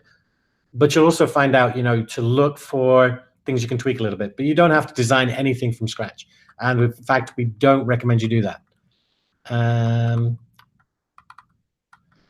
For several years, I've been using a product that I feel would be a great first product. However, it is commonly sold for a different purpose than what I have in mind, but is the same category. Given that it's a very similar product but does not have overlapping keywords, I'm having trouble with the BSR comparison. Should I throw the product out? So I'm having a little bit of trouble right now grasping that. Like, I'm trying to think of an example myself where it might be sold for a specific reason, but there's another use for it. So here's what I'm getting. Oh, and it's actually David, the person who knew I was in Vegas. You got my room booked. Send me a private message in the community, and I'll discuss it with you, because I need to understand what the product is really. Don't worry, I won't steal it. But send me a private message in the community, and I'll discuss it with you. Because I can't quite, I know obviously you can't go and post in the community because everyone will know what the product is. So send me a private message, because this is interesting. It's not a normal situation. I'm not telling everyone on this call to private message me with products. It has to be a specific instance like this one. So David, send me a private message and I'll help you out with that one. It could well be that I'm just not understanding the question. I have Jean Bizard. I have a question about product categories. It is better to sell products that are related, but we are advised to check several categories to find 3 hot opportunities. Hence, hence, do we have to stick to the same family of products in the future? So you are going to build a brand. That is the whole point, right? So it's the best way to move forward. So what you might be mixing up a little bit here. You're going to find your 3 hot opportunities. You're going to take that through module 2. And then after you've been through module 2, you're going to narrow it down to pick your one product that you want to go forward with. After that, we recommend that you find products related to that product to build your brand. Okay? It's not like you're going to go through module 2 and launch 3 products all at the same time. You're only picking one. And then after you've sold that one, you'll be building out a brand around that product. So hopefully that answers your question. Mo Salah again. If the reviews of one of the top 3 is less than 1,000, but still others competing outside the top 3 have more than 1,000, would that affect the product's viability? So there's a specific reason we tell you to rank the top 3. In other words, we tell you to sort when you're doing the Jungle Scout competition search, to sort by BSR so that you get the highest sellers. However, and so the rule, as you obviously are aware, one of them has to have less than 1,000 reviews. But if you look below that, and I'm trying to think of a ballpark figure I can give you here. If you have in the top 10 of those results, in other words, the first 10 results, if you have more than, say if you have 5 or more that have 1,000 reviews or close to it, then it's something I would start to pay more attention to. It's not a common situation, but it's a great question. And just so, as a ballpark, if there's 5 products that are in the top 10 that have 1,000 or more reviews, then it's probably something I would not go for. By all means, add it to your hot opportunities list for now and see how it fares against the others. but that would be an indicator that it's going to be too competitive. And basically, in case you didn't understand me, everyone else is on the call. So he's talking about when he sorts his products for the competition, that like maybe the 5th and 6th have more than 1,000 reviews, but one of the products in the top 3 doesn't. So as a ballpark, if you've got 5 products that have 1,000 reviews in the top 10, it's probably something I'd be a little bit more worried about. It's Chris 55, a nice easy one for me. When finding competing products, should the seller of the competing product be different from your primary product? Yeah. So again, did I not cover this? So basically, and I think I missed this, but yeah. So at the end of the day, if your primary product and one of the competing products is the same brand, you're virtually talking about exactly the same product. And I would not take into consideration the other one that's of the same brand, because also what you're looking at is, say you had one brand and the top 5 products, 4 of them were one brand, then that gives you less of an indicator of demand, because the demand could be there just because of that brand, if that makes sense. So generally speaking, ignore a product that, I mean, strictly speaking, by Amazon's rules, they shouldn't actually have 2 products. I mean, I guess, my bad. I guess they could be slightly different products just with the same keyword. But yeah, if they're the same brand, you're looking at probably brand domination, maybe. But I would tend to ignore the second that product. I would look to make sure there were still 3 when you take that one out. I have a lot of free time at work. God, sounds odd. Like, why are you here? I would love to have free time at work where there's intranet but no Wi-Fi. I'm assuming that's some kind of wired access, but you can't get to the internet. Can't access ASM, YouTube, or sites like that. Is there literature and video lesson downloads I can take with me? So you can't download the videos, but you can download the TGs. So, oh my God, I can't remember. The lesson guides, basically PDFs. So the PDFs below each session. So each lesson has a PDF below, which you can download, that has a text version, a synopsis of what the lesson's about. However, I wouldn't rely on this alone. You need to watch the actual lessons, especially ones where Mike or I are walking through something online. Mike Smith, is it best to set up a cross-border account where I live in Canada? I hear it can save a lot on conversion costs. I'm putting off setting up Seller Central as I only have a regular bank account. Most of the Canadian people I know that are selling on Amazon US have set up a cross-border account. If they haven't gone past that and gone and set up an LLC. So yes, it will save you money on exchange rates, because you'll be paid in US dollars instead of them transferring it into Canadian dollars and putting it into your Canadian account. So yes, you want to get a cross-border account. Just make sure, I mean, cross-border account by definition, I'm pretty sure means it's US based, in quotes. So it needs to be a US based bank account. But that should not cause you any problems whatsoever, and it will save you money on conversion. Matthew Turvey, I have my list of hot product opportunities that meet all the criteria, but I worry that some might be in a saturated market. Is there any measure I can use to judge whether a market is oversaturated? Again, we're going back to criteria. For the most part, like, follow the criteria, you're going to be fine. You should be able to see straight away. Like, if you see, again, we don't like giving like ballpark numbers, but like if you see like 20 or more, it's even more than that, like say maybe 30 or more products inside the BSR range, then yeah, that's going to be very competitive. But at the end of the day, remember what I said earlier about, you just need to be on page 1 really, if there's enough demand, and if it matches the ASM criteria, there's enough demand. So that's why we only look at the top 3. If we started looking at like the top 10, then it would rule out like 90% of the products, because there might not be 10 competing products in the BSR range. So that's why we target 3, because at the end of the day, any of the products you find with the ASM criteria, if I can be 4th, so I don't even have to beat the 3 we find, then I'm going to have a successful product. But I do understand where you're coming from. It's unlikely, if it matches all the criteria, that it's going to be oversaturated. But as I say, if you see a ton of results that are all inside the BSR range, then that does show it's pretty competitive or too competitive.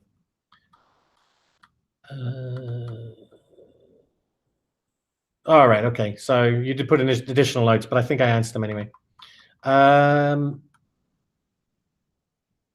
Sharetta guest. When looking for products, is there a way to tell if a product is seasonal, or do we not need... Mike, did you answer this one?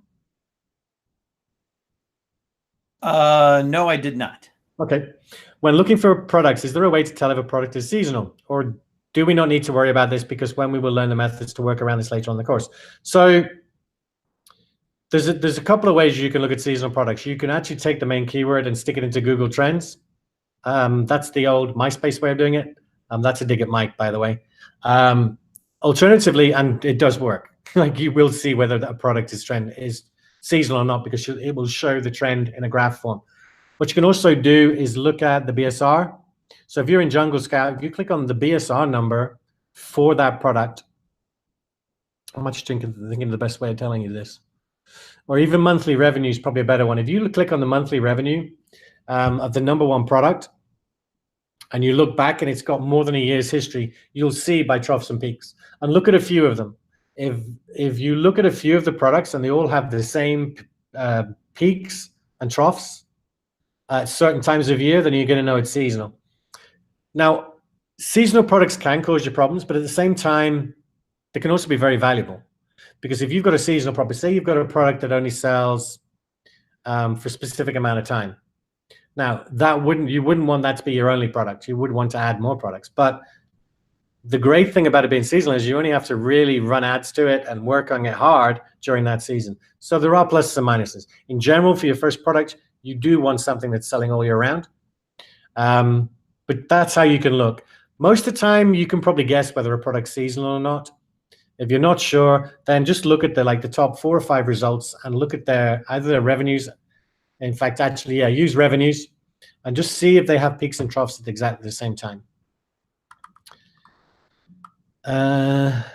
More Aaron, I think. Patent question. How would I know if I need to look up the product for a patent issue? If the product is on Alibaba with no name, does that mean there is no patent? No, it does not. Make sure you go and watch the last lesson in module 1, I think it's the last one, about patent searches. So what I recommend is when you've built your list of hot opportunities and you've narrowed it down to the 3, run simple patent searches. Here's the thing. It's not common for products you find using our criteria are patented, but some can be. So to go and try, to do it, to run a patent search, on every product before you even put it into your hot opportunity list, it's a waste of time.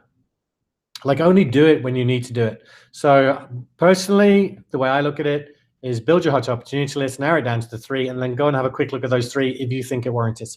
A lot of the time, it's self-explanatory, but do check. And there's another question coming in a minute.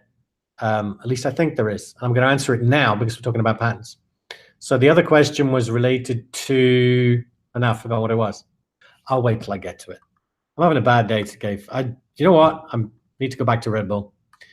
Are men's wallets a product to avoid, since on Amazon they fall under clothing, shoes, and jewelry category? No BSR range given on the PDF. So yeah, for the most part, yes. I think there's sports wallets or something that's specific to the sports category or something like that. But generally speaking, if it falls in the clothing, shoes, and jewelry category, then it's something we would stay away from.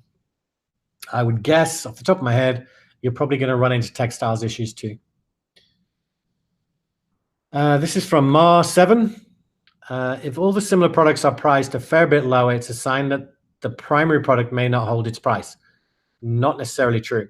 I've come across this, but the primary product also has much higher sales volume than all the competing products, so it's double the price, but yet smashing all the sales. What does this mean? Can we compete in any way, or do we delete? If you're looking at all the competing products and they're all well below our price range, then walk away, delete it. The odds are because that top product is so much better than all the rest, that all the competing products are like in a price war to try and catch up with that top one by getting more sales. The thing is, it's having a negative effect on all of those products because they're all having to sell low. So you're going to get in a situation where you're going to have to come in and sell low, and you're not going to be able to compete price-wise with the first one until you've got a ton of reviews. So me personally, I would delete that product. I wouldn't move forward with it. Mo Salah, if the primary product has a patent of a part of its composing parts, but there are similar competing products without patent at all, can I remove this product as my primary product and replace it with the next competing product? I'm not a patent attorney. I literally run for the hills whenever I see anything to do with a patent. If those other products, and this is like big disclaimer, definitely not an attorney of any kind, let alone a patent attorney. You need to, if you really desperately want to go forward this product, I mean, by add it to your opportunity list and see if it becomes one of the top 3. But if you want to go forward this, you would have to be 100% sure that the part of the primary product that is patented isn't in those other products. Because if it is, those other products are going to come down like a ton of bricks. Because at the end of the day, a patent is a patent. Even if it's a patent on a small part, if the other products are using that part, unless they've got specific permission from the patent owner, they're going to be in trouble.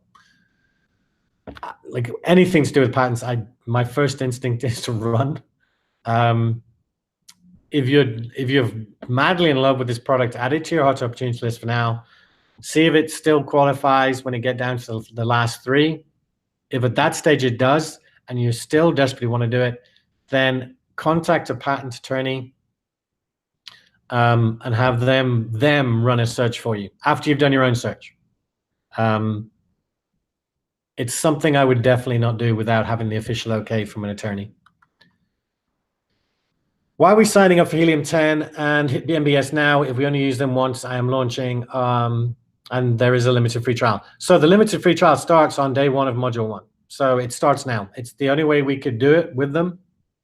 And MBS, to be quite honest, it's for 12 months.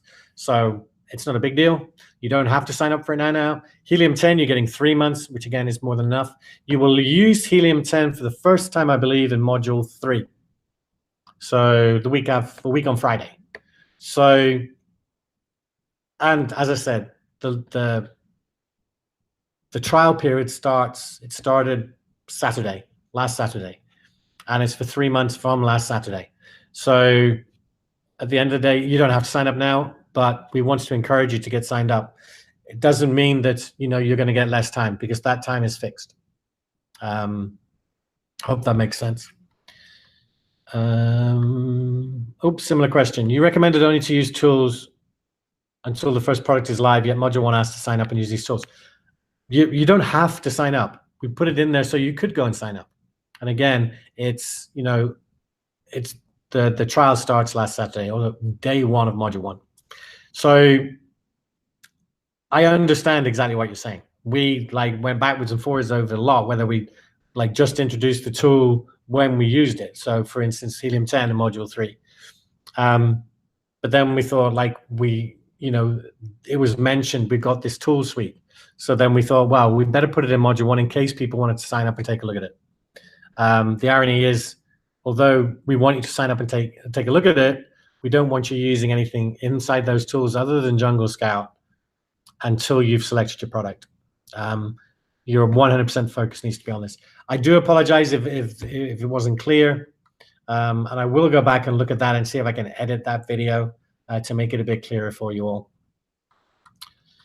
David Lindsay, 1,000 reviews seems like a lot. Is it really not a problem to launch a first product when the top 3 products in that search are at over 1,000 reviews? No. Huh?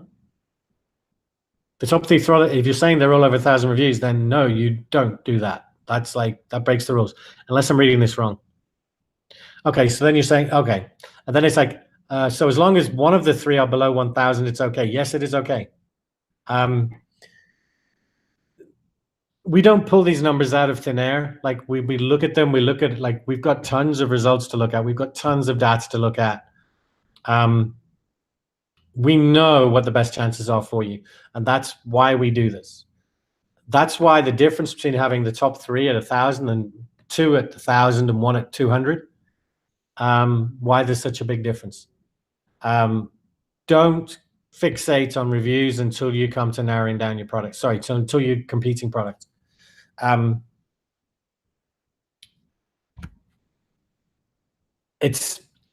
know it can be frustrating, but at the end of the day, like everything, you know, I've said it multiple times, the criteria is there for a reason. And I know, I guess what you're getting at is 1,000 seems a lot, and it is a lot of reviews. And maybe what you mean is that, you know, if 2 of the top 3 have 1,000 reviews and the other one has 200 reviews, it's still an insanely competitive product. Well, yes, it's competitive, but the number 2 or 3 result got there with only 200 reviews. So that's part of the equation. So you're saying here, should we filter in Jungle Scout for a lower review number? No.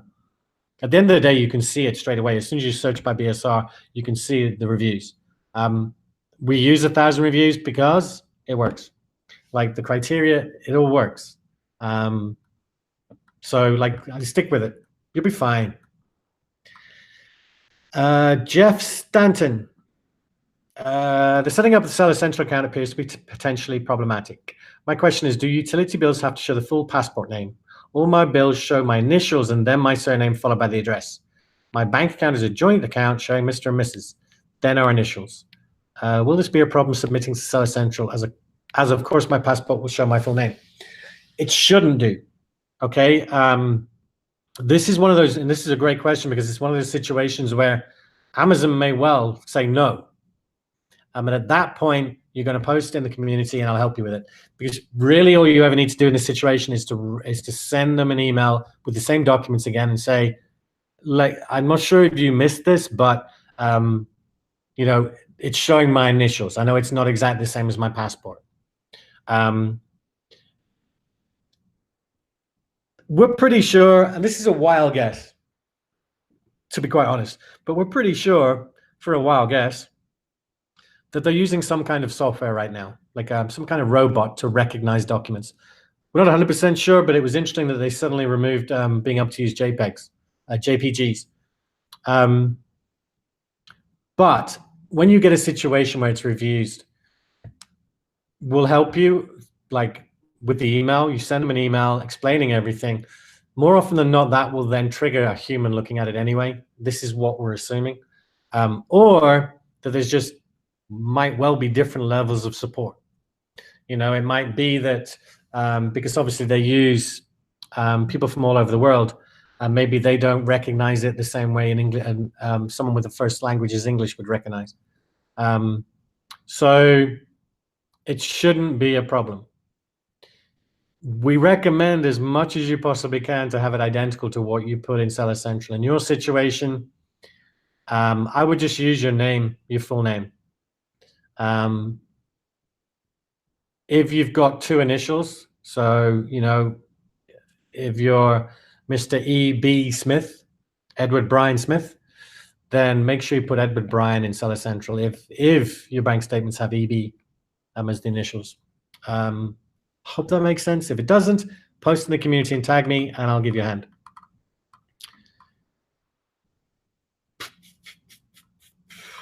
If a primary product has 1 or 2 competing products above the ASM recommended BSR range, I assume you mean above as in terms of higher BSR number, but also has numerous other competing products well within the BSR range, do we keep or eliminate this as a potential product?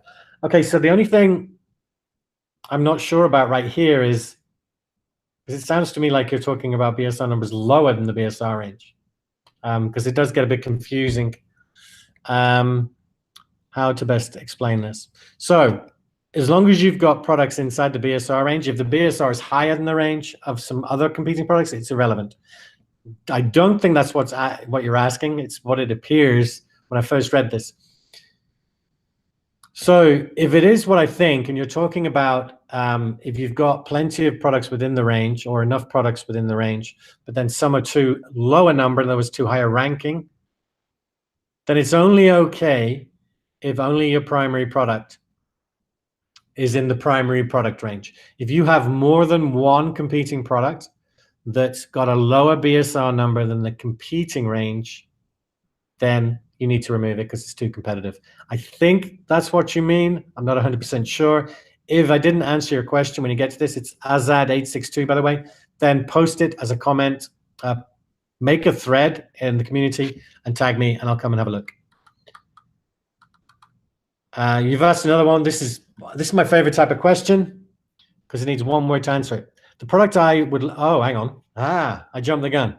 The product I would like says patent pending on Amazon. Should I discard? So it's unlikely that someone is going to risk putting patent pending on their own listing if it's not. However, we do see this happen with people trying to game the system and scare people away. If you see patent pending, more often than not, if I'm searching for products, I'll just leave it. I'll just walk away. If not, and you really, really want to know about this product, then do a patent search. We've got the patent search lesson at the end of the video, or get an attorney to go and look at it for you. As I say, these days it's unlikely someone's stupid enough to put patent pending on their listing that hasn't got a patent pending, because they will get into deep trouble with Amazon for doing that. M. Ting, I understand we should begin at Amazon.com, but what if I'm interested? Oh, Mike answered that. Yeah, that's for me, Rich. I'm finished. Now, why don't I take over for a while? You take a break. I know we have some questions that came live on the call, but let me go over. Yeah, I just want to point something out. Sure. Because I got kicked out of the Hangout, all the questions you posted for me have gone. So can you copy and paste them in again? Yeah, hold on one second. I can't believe I actually asked you to do that. Actually, what we'll do is I'll read them out to you when we get to that, because I can't cut and paste. Oh, okay. All right, we're going to give Rich a break, by the way. As you can tell, that was a lot of Q&A. Good job, buddy. This is a very complicated topic. When you're talking about things like setting up your Seller Essential account from various different countries with different forms of ID and things that Amazon does or does not tell us, it can get confusing. And the same thing with products, finding the right product and looking at primary product and secondary product and all the ranges. It can get very complicated. You did a great job, Rich. All right, so this is from M. Ting. I understand we should begin on Amazon.com, but what if I'm interested in selling in UK and I live in the USA? I found a product that is good, but it's too competitive in the US. However, I see it as an opportunity in the UK. Should I try over there and do future modules cover how US people can sell on UK Amazon? So main answer is, if you live in the US, you definitely want to start selling in the US. There are too many hurdles for you to get past in order to start selling in the UK. Take it from me. I've set up multiple accounts in the UK, and it's always been a pain and taken a very, very long time. One of them now is under review again after selling successfully for a year, just so I can send them my passport. But it's very complicated. Stick to the US. If that product doesn't match in the US, don't go look for a new market. Look for a new product. That's the best way to get started. You'll just cause yourself too many headaches by trying to start in the UK if you live in the US. From Jaquan87. This is a tough one, I'm going to tell you right away. What is the usual total estimated cost of inventory, freight forwarder, shipping, your brand, your website, everything, before one starts seeing revenue? Then they give a few examples, such as, let's say, a $17 product versus a $70 product. I know this will vary, but I want to know around how much to save up for investing in my product before the launch to go as perfectly as possible. So there is absolutely no answer I can give in this one. I can tell you what people have done in the past. You can start for as little as $500, but the less you invest in your inventory, the odds are it's going to take you longer to get more and more profit out of that. It's just slower because you have less units, which means you can't promote as much right away. You have to like take all that money and buy more units later. You can go from maybe 100 units the first order, then 150, then 200. It just takes you longer. And if you also, if you buy a really expensive product, let's say you spend $10,000 on inventory, you'll have more inventory to play with and be able to launch faster and get sales faster and get profits faster. There is no magic number. And I know that's what you're kind of looking for. I know you're just estimating, Jaquan, so I don't have a perfect answer. I would say that if you have a couple $1,000s to invest in your inventory, including shipping, that should be enough. And even though you're saying you want your launch to go perfectly, it won't. Because if you find the perfect product and you do the perfect launch, you will run out of inventory. There's absolutely positively no way you won't. I'm just giving you straight up, advice and truth on this one. Every single person that I know of who's got a great product out of the gate has run out of inventory, because we want you to take a calculated risk. We don't, the only way to not run out of inventory is to buy, several months worth of inventory, even at your, highest possible sales, without you truly knowing if the product you picked and the packaging and the price and the quality, all those things kind of come together into the perfect formula. Without, you're risking a lot of money and taking a very big risk. We want you to take calculated risks. Start out a little smaller, use the criteria. And if your product does take off and you run out after 30 days and you have to wait another 30, 45 days, maybe 2 months to get back in stock, that's okay. That's a much better scenario than buying way too much inventory and having it sit there because it just wasn't the right product for you, or something about the product wasn't right, or something changed. Right. So from Stalker82, love that name. Amazon in Europe offers the possibility of selling in all 5 marketplaces, including Germany and UK, and it's called Sell in All EU Marketplaces Automatically. What do you think about it? Absolutely do it. It's the easiest way to get more sales. So when I opened up my first, EU marketplace over there, we started out selling all of our inventory just to the UK, because that was simpler for me. And then they automatically send products and sale to customers in all 5 EU marketplaces. So definitely, if you're going to sell in the EU, you might as well take them up with an option and sell in all 5 marketplaces. Doesn't cost you anything else. I think it costs maybe an additional $1 per unit when they have to ship it to a different country, but well worth it for all that additional visibility. From Inner Oasis for You, what a cool name that is. With the influx of Amazon-owned products and Whole Foods and Amazon Pantry and Amazon Basics, is the competition going to be blocked out by them always advertising their own products at the top? I'm noticing that this is an increasing trend, and should we be concerned with that? Absolutely not. Amazon knows for a fact that they cannot go out there and replace all of the different brands out there. If they start launching their own brands of every product out there, I know they're never going to do this. It's kind of like, hear me out. If they took every top selling product and launched their own brand of that, then those big brands selling on Amazon would move on to another place, Target, Walmart, their own Shopify sites, whatever it is. Big brands would not stand for that on Amazon if they're just going to keep outselling them with their own brands and only promoting their own brands. Amazon will never grow the way that they want to grow unless they promote other brands of products like us. Now, will they continue to start selling their own brands? Absolutely. But so far, the brands they're selling are not the types of products that we necessarily recommend. They're basic products. They might be ones you want to start out with. And I would go up against an Amazon brand any day of the week, knowing the training that you guys have and that we give you. But I would not worry about Amazon brands. They're just not going to go out there and provide the same value, and also go against the same kind of products that we're going to guide you towards.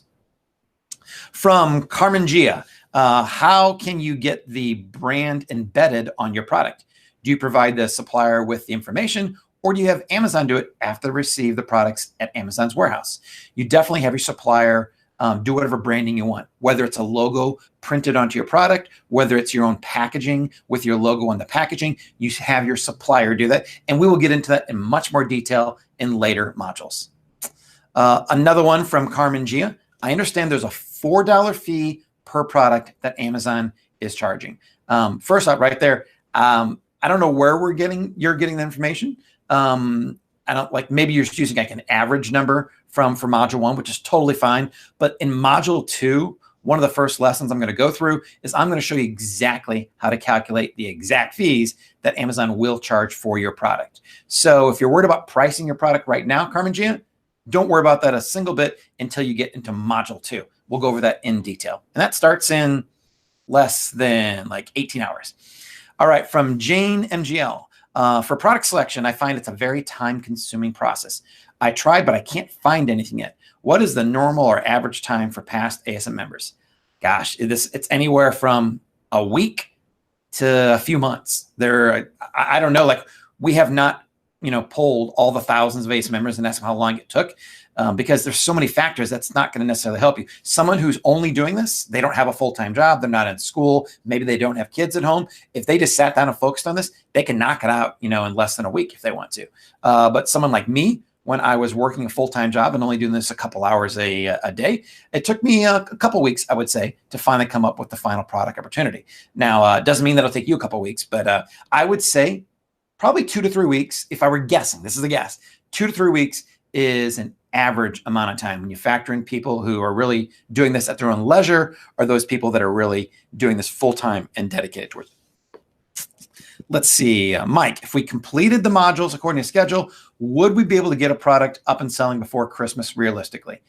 No, you won't be able to. I mean, the only way that you can is if you source a product in the US and you live in the US and they can produce that product for you within a week or two amount of time. I mean, you asked realistically, and realistically, the focus here should be able to get your product ordered before Christmas, so that after Christmas, it's delivered and ready to go before the Chinese New Year hits. That's the realistic goal here. Can you theoretically do it? Yeah, you can. If you really, bust your butt and pick a product in the next week, find a supplier in a week, get that order in a week, and then have them ship it quickly to you, there is a chance you can get it there. But realistically, don't focus on Christmas. You're building a long-term business here, and I know we're all excited, and everyone wants to have that product ready by Christmas. But that's why when we launched ASMX, we did not mention that you'll get your product live by Christmas, because realistically, that's not going to be a reality for most people. Okay. Mike, asking if I only sourced from, sorry about that. For oversized order, sorry, from Moore and Aaron. For oversized, does the size need to separately be up to 18 inches by 14 inches by 8, or the accumulation of the 3 numbers? Or, for example, can one size be longer if the other one is less? So oversized products, the definition is a product that weighs less than 20 pounds, and 18 inches is its longest side, 14 inches on its median side, and 8 inches on its shortest side. You can't go over any of those numbers for any one of those. So if the longest side is 18 inches or higher, then it's oversized, regardless of the other size. If the median, the middle length is over 14 inches, then it's oversized, regardless of other ones. And the same thing, if the shortest size is over 8 inches, then it's oversized. So any item exceeding these dimensions, any one of them is going to be considered oversized. So hopefully that answered. You can also do a quick little search on oversized products inside of Sell Essential, and you'll get exactly what I just talked about here. And Rich, you're going to hate this, but that was my last question. I know that, I really had a lot to answer this week compared to you, but how about this? Let me go over some questions for you. I'll interview you on some of these questions. Only easy ones. Only easy ones. Okay. From Paul Navarez. Oddly enough, this is just kind of a props to you for getting their account approved. Oddly enough, when I sent in a clear scan picture of my passport to Amazon, they rejected it. However, when I took a cell phone photo and sent it in, it went through right away. Yeah, like I said before, Amazon are weird. Yeah, no rhyme or reason sometimes. All right, so Rich, what happens when there are lots of similar competing products, but the primary product has about 10 times more sales than all the others? Yeah, so as long as those competing products are in the range, it's fine. Like, again, this goes right back to, you don't have to beat the #1 product. Like, if that, you could be competing with a product that's been live for, I don't know, 5 years, and it's always going to dominate. But being second, you can make a serious amount of money. So yeah, it doesn't matter, as long as the competing products match the criteria. I'd take being number 10 in every category. That'd be fine with me. Yep. Rich, when I set up a new LLC to start my Amazon business, my brand new company would have no history of bank transactions. Will that be a problem when I submit my documents? So it shouldn't be. Worst case scenario, like, go ahead and do it. If they reject the bank statement, all you need to do is go make like half a dozen transactions, get your bank to send you a new statement, and that'll be fine. With LLCs, they're a lot more lenient when it comes to the bank statement and stuff like that. More often than not, with an LLC, they don't even look at the LLC. They accept, because anyone can search for an LLC. I am pretty damn sure that when you submit as an LLC, Amazon just go, LLC database, does it exist? If it exists, they're like, cool, it exists. But we want to know who you are. So the odds are they will, if they review you, they will ask you for proof of who you are. So they're asking for the person who's responsible for the LLC. So it'll probably be a utility bill and photo ID. Excellent. And reiterate, Rich really is the master of getting accounts approved. No one knows more than he does. And if you're wondering why there's not like one simple document that says, do these 10 things and you will get approved, it's because Amazon does not work that way. They simply don't. All right, Rich. By the way, I've got gray hair now because of Rich and I both are losing hair too because of all these Amazon idiosyncrasies. Okay, so Rich, let's see. You're going to love this one. I guess I can answer it, but I'm going to let you. From Shawshancy, who had a lot of great questions on this call, want to give you a shout out. Can something be done to make sure that 2 ASM members don't select a single product? No, that's my answer. Don't let that worry you. It comes up every time, and I completely understand it. But at the end of the day, again, this falls down to the almighty criteria.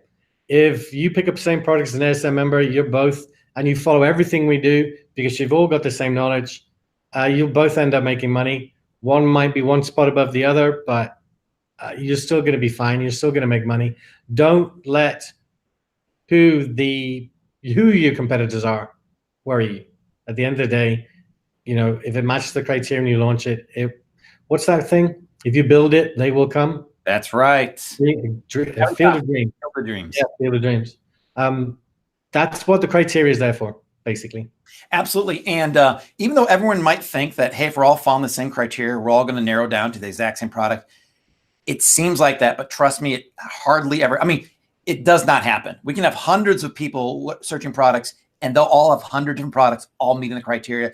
One thing that we do is, we do hot product opportunity evaluations. And if you're one of the ASMX members who joined, you're going to be getting that. And when we, as the mentors, look at the top 3 product opportunities you have, you would be surprised how every time we're surprised. There are thousands of opportunities out there that we never think of. But when we review these, we look at them, we're like, oh my God, this product, this oddball product that I might have even heard of, it meets the criteria. There are so many products that do not worry about that. We're almost done here, Rich. Rich, can you please explain the difference between primary and competing products again? I just watched module 1, and that definition is important, but I don't quite understand it. Okay, so I'm just trying to think if I can explain it a different way because you saw how I explained it in training. So what we're doing, essentially what we're doing is we're trying to find 3 products that are virtually the same product to prove viability. So to prove that if we create our own version of this product, it will make enough sales. So primary and competing, they're just terms we use. Primary is just the product type is the product that ranks the highest. In other words, the one that's got the lowest BSR, which in turn normally means the most sales. Well, it means the most sales, most revenue, that kind of thing. The 2 competing products are just similar products that match the ASM criteria. And I'm just trying to think some other way I can say this.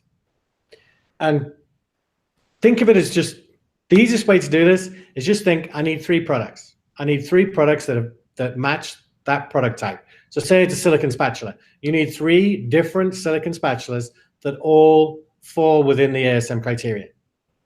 I understand we have to give them a name because otherwise we'd say, go find 3 products and you'd be like, huh?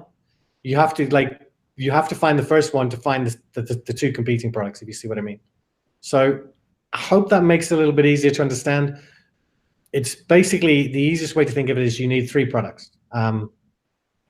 I can't think of a different way of explaining it. I think that's the best way. I have one last question for me that I didn't get to earlier. It's really long. It's 3 paragraphs with footnotes and quotations and documentation. But it's from Andrew. Andrew, if you're watching this recording, this is for you, buddy. So I'm not going to read the entire question out, but it talks about how he's seen niches that have little demand but are easy to rank. And then there are other niches that have huge demand, but are very difficult to rank. But those huge demand comes with bigger benefits as well. How can we contrast those two groups? And the way that I contrast them is that one is low-hanging fruit, and you'll find a way to make $10,000, $20,000, $25,000 a month in revenue, because that's exactly where we're guiding you towards. We're using all the product selection criteria to find products that make somewhere that you'll be able to make somewhere between $10,000, $20,000, $25,000 a month in revenue with these products using the criteria we're giving you, because they're also easier to rank for. It's easier to really go in there and not have to deal with huge competition. That's where we're guiding you. And now the other end that you're contrasting it with is like these huge categories where there's tons of revenue, tons of demand. Yeah, those are awesome. And they'll be great for you down the road. Once you know how to run this business, once you have a product going, maybe two, then you can take risks and go out there and start selling into other categories. You have existing customers to market to. You have a brand that other people will see as a growing brand, not just one product. Those are definite possibilities. We're only guiding you away from them right now because we know starting out, I would not want to go against a huge company who has unlimited funds with a really competitive product. I would, however, go against that same company with a product that meets our criteria. And I know I'm perfectly fine going with $10,000, $15,000, $20,000, $25,000 a month in revenue to fund my business, fund my next inventory order, to fund my second, third, fourth products, and then move on and really scale the business up from there. And that was it. Hope that answer was okay. If not, feel free to post in the community, and we know that you will. Which is totally cool. Great questions, everyone. So Rich, before we actually get off of the call here, I want to say one thing. Rich was worried this would be a short call, and here we are at an hour and 46 minutes into it. You guys asked great questions. Rich gave some great answers. We appreciate it. We're sorry for going long, but we don't want to cut anyone short. We know this is your time with us to ask us and the awesome mentors behind us any questions they want. So don't ever worry about that. We'll hang on as long as we can. However, we have one thing to do, Rich. What is that? So that one job I have every weekly call. Yeah. So here's the really funny thing. So every time we do this, I completely forget about it on the call, but I get it all done before. What it is the community helper of the week. So each week, the mentors go and pull some people from the community that have been helping out, and they give me their names.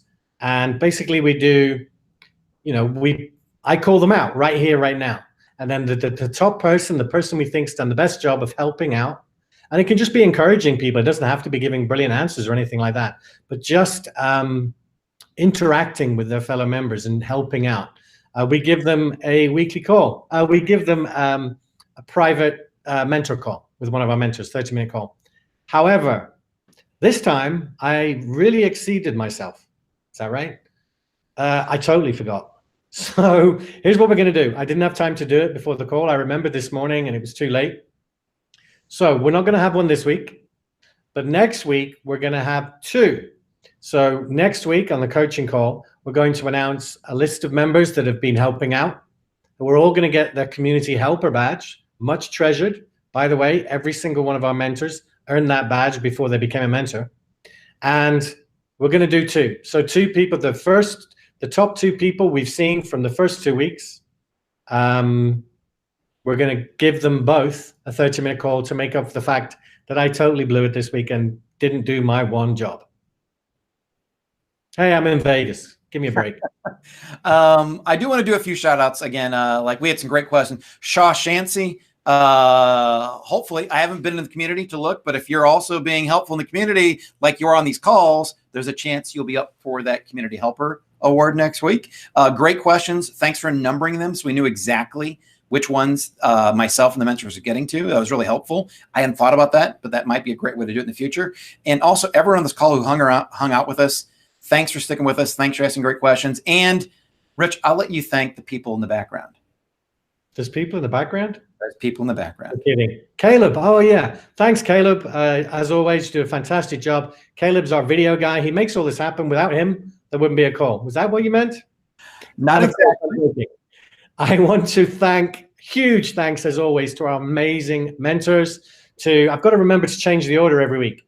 Joanne, Elaine, Tracy, and the Swedish chef, Steve. Hopefully, he will be back as a Swedish chef next week, because we always like seeing his name as Swedish chef. It's a long story. Maybe we'll pick it up next week. But a huge thanks to all of you.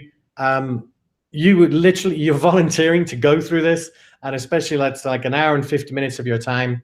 And without you, we couldn't get to everyone's questions, because obviously we can't answer everyone's questions live. And the interesting thing is, Mike told you earlier that, you know, you can't see other people's questions. I'm just going to open it now. It's like scary. There's like an insane number of questions in here. I'm just looking, 486 questions. Now, that includes replies from the mentors. But so you can see how many of you are on here, how many people are asking questions. And without the mentors, well, in general, without the mentors, we'll be lost. But especially on this call, without them, like, you'd be sitting there going, I didn't get my question answered. But we know, like, if you're on this call and you ask a question live, if we can't get to it, they will get to it. And thank you so much, all four of you. You're amazing human beings. Awesome. Ditto here for me. All right, from everyone, we will see you. First off, we'll see you tomorrow morning at 9 a.m. Central Time when Module 2 opens up. I had some people ask questions earlier. How much different is Module 2 been changed? I do a couple things differently in the Alibaba search. Alibaba has changed. They've added another cool feature that I'll talk about. I'm going to make you watch that in there. And also they've changed how they've been assessed or verified suppliers. So if you're a previous ASMX member and somehow you snuck in and watched this, those things have changed. It will behoove you to watch the Alibaba search because I've updated that in particular.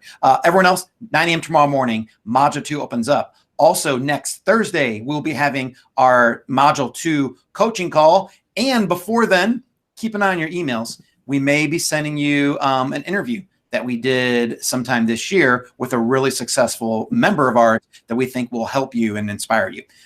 From Rich, myself, all the mentors, thanks everyone. And we'll see you next Thursday, same time, 2 p.m. Central. Take care.